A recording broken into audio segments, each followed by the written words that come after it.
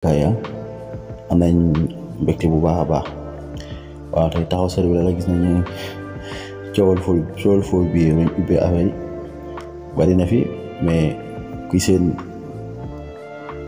seen xalifa général mooy kii ñëpp xam nañ ko bari moom ba léegi ñun coowal ful bi ñu fi kii woon leeru kon bu ñu fi diggaate yeneen ful bi suñu xel day dellu si moom kon nañuy fexe ñi nga xam ne ñoo nekkul ci lu yoon ñu jàpp leen rek parce que tamit des fois boo gisee ñu nekk ci nguur gi di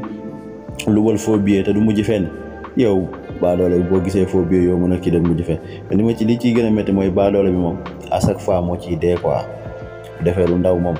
kaso bu yàgg lañ ciy tëj nga gis koo xam ne si ànd ak nguur gi sàcc alalu askan bi wala dara tëdd lu ndaw indi 3 minutes d'affaire wala dara indi ko ay kii naan affaire médical nangam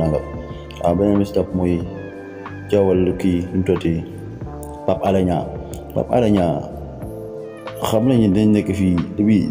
kii muy joxe dafay leer il faut ñu indi ko problème parce que ànd ak Macky Sall te en même temps day indi information yu leer di ko teg ci Macky Sall te Sénégalais ñu ngi koy déglu di xam lu muy wax di bàyyi xel ci lu muy wax kon instant yi am nañu occasion bi il faut ñu jéem koo lànq jant bi wala ñu jéem koo xoñañal wala dara mais dara Sénégalais yi ñoom ñu ngi fi ba léegi yeewu nañ ba kii mais bis topp suñu star bi suñu doomu Sénégal bi suñu jàmbaar ji muy Sadio Mané amoon na blessure bu ndaw démb bu jaaxal ñëpp parce que tamit mooy suñu yaakaar ginnaaw yàlla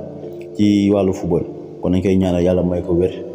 yàlla defal ko jàmm nga xam ni bu demee dina dem ci coupe du monde bi ak jàmm ak salaam ñëpp fi ñu bëgg Sénégal yegg fa nekk champion du monde waaw ñu jël coupe du monde bi indi ñu ko bi jaaxee nabi sallallahu alayhi wa sallam waaw di am mbégte bu baax di leen jaajëfal jërë ngeen jëf